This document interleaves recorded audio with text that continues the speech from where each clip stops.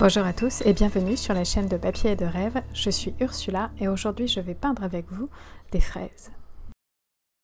Alors c'est un thème que j'avais annoncé dans ma vidéo sur les groseilles et donc aujourd'hui je m'attaque aux fraises, plus particulièrement aux fleurs de fraises et aux fruits, qu'ils soient mûrs ou pas mûrs du tout.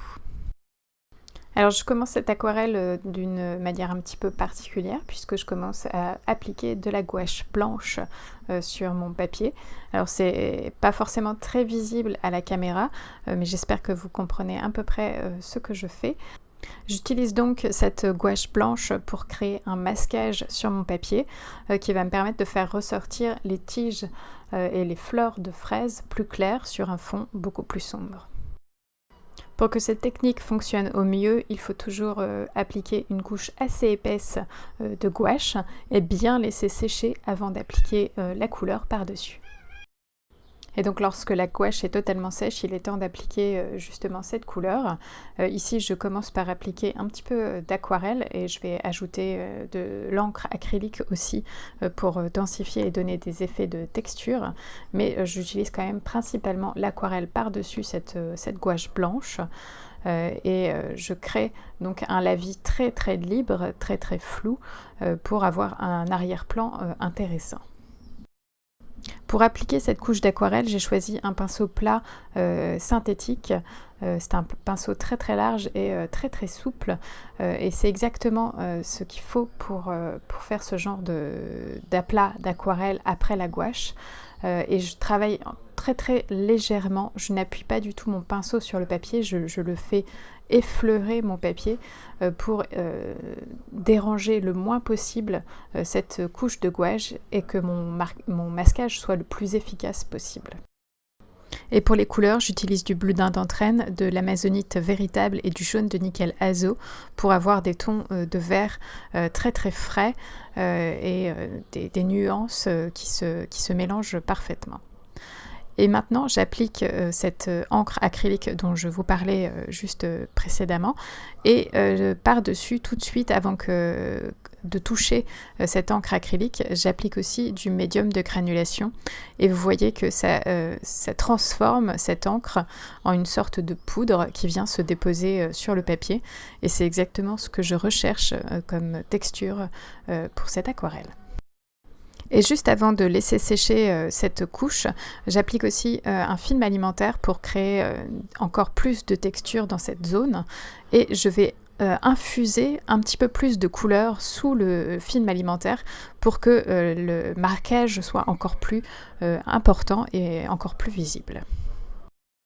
Et une fois que je suis satisfaite avec cette couche, je vais la laisser sécher totalement avant de rincer la gouache. Alors je n'ai pas filmé le moment où je rince la gouache, mais je vous montre une vidéo de ce que j'ai pu faire précédemment pour vous montrer comment je fais. C'est tout simple, hein, je passe mon aquarelle sous l'eau du robinet et je frotte délicatement les zones avec de la gouache pour la diluer et la faire disparaître. Et à nouveau, je laisse sécher totalement mon papier avant de commencer la troisième couche. Alors bien sûr, après avoir passé cette aquarelle sous l'eau du robinet et l'avoir laissé sécher, on peut voir que les couleurs sont beaucoup plus claires que lorsque je les ai posées. C'est normal et je vais pouvoir intensifier maintenant ces couleurs dans cette couche et redonner un petit peu plus de peps à tout ça. Et comme les fleurs et les tiges, tous les éléments que je veux voir plus clairs sur mon papier le sont maintenant, je n'ai plus qu'à peindre autour de ces zones. Je n'ai plus à me poser de questions sur la position de ces éléments parce qu'ils sont visibles sur mon papier et ils me servent de guide. Je peux peindre plus facilement autour de ces zones pour les faire ressortir encore plus et pour donc intensifier toutes les couleurs de cette aquarelle.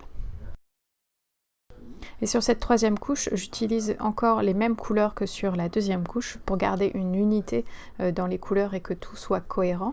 Donc j'utilise du bleu d'Indentrène et de l'amazonite véritable principalement pour les verts, avec une touche de jaune de nickel azo pour rendre les verts un petit peu plus brillants, un peu plus éclairés par le soleil, un petit peu plus lumineux.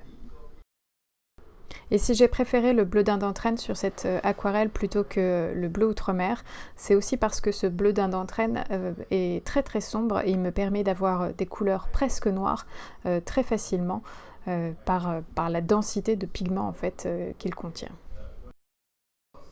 Et comme je ne veux pas forcément beaucoup de détails, mais plus une impression de ce fraisier sur mon papier, je vais alterner les zones où on voit des bords très nets et aussi des zones beaucoup plus floues qui se fondent dans l'arrière-plan ou qui se fondent avec les autres éléments.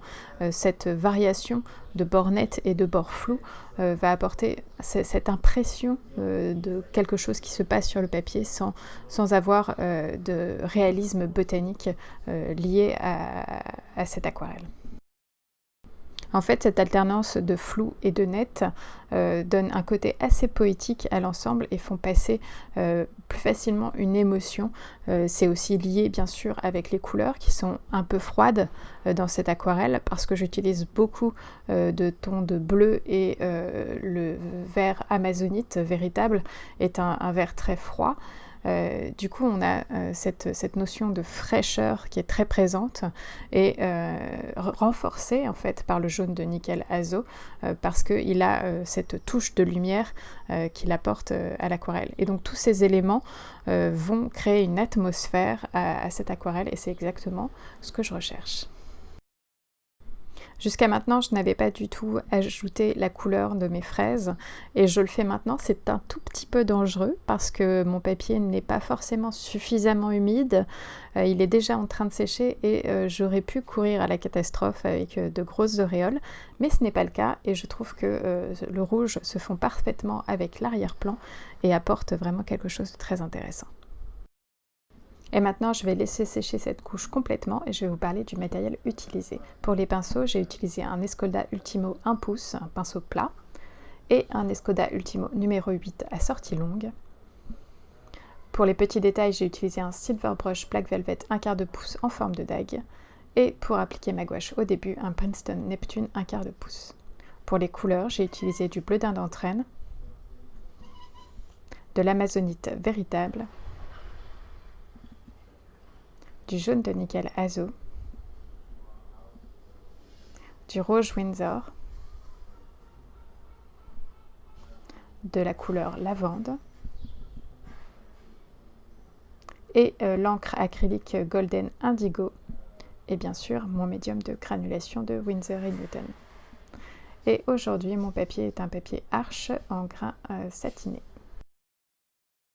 Pour la dernière partie de cette aquarelle, c'est souvent le moment où j'ajoute des détails, où j'ajoute juste les petits détails nécessaires à la bonne compréhension de cette aquarelle.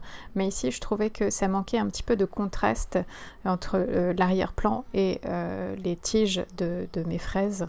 C'est pour ça que je rajoute encore cette couche de peinture en négatif pour donner un petit peu plus de dimension à cette zone que je suis en train de peindre en ce moment et lui donner un petit peu plus d'impact. Parce que si mes tiges sont claires, elles paraîtront encore plus claires si l'arrière-plan est beaucoup plus sombre. Et c'est exactement ce qui m'intéresse ici, c'est qu'elles ressortent bien sur un arrière-plan plus sombre. Alors pour réaliser ça, j'utilise bien sûr la technique de la peinture en négatif où je peins une couleur plus foncée autour de mon sujet et ce travail est rendu assez facile parce que mon sujet est déjà présent, il suffit de suivre les lignes j'ajoute donc une couleur beaucoup plus sombre derrière ces tiges de fraisier et surtout je n'oublie pas d'étirer la couleur, de la fondre avec l'arrière-plan pour que ça paraisse très naturel et qu'il n'y ait pas de délimitation brute à cet endroit-là. Et dès que je pose cette couleur, on le voit tout de suite, ça ressort beaucoup plus. Mon sujet, le point focus de cette aquarelle ressort beaucoup plus et c'est tout de suite beaucoup plus intéressant.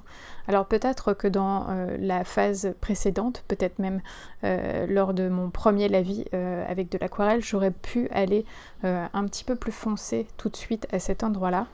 Mais c'est quelque chose qui est totalement retouchable maintenant.